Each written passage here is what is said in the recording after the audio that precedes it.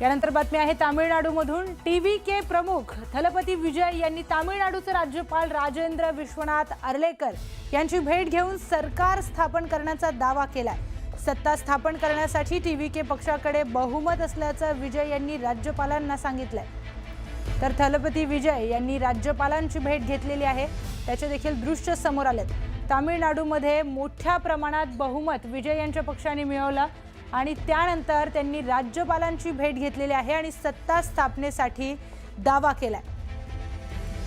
तर तामिळनाडूच्या निकालानंतर बऱ्याच राजकीय घडामोडी तामिळनाडूमधून समोर आलेल्या आहेत। राज्यपालांची विजय भेट घेतानाचा हा व्हिडिओ समोर आला। तर तामिळनाडूतील सत्ता स्थापनेचं समीकरण कसं असेल ते पाहूयात।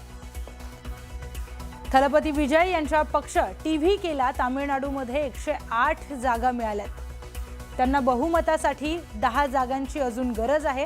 त्यांनी काँग्रेसची साथ मागितली आहे। तामिळनाडूमध्ये जर टीव्हीके सोबत काँग्रेस आली तर काँग्रेसच्या 5 जागा, पीएमकेच्या 4 जागा तर सीपीआयच्या 2 जागा असं मिळून बहुमताचा आकडा टीव्हीके गाठू शकते।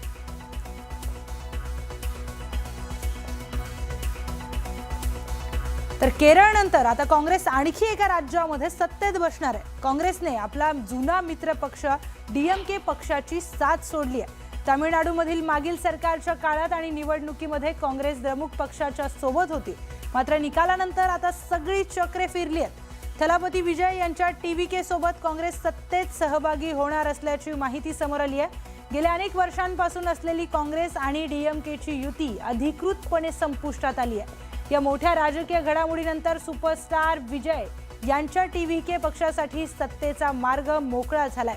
काँग्रेसने विजय यांना सरकार स्थापनेसाठी पाठिंबा दिलाय।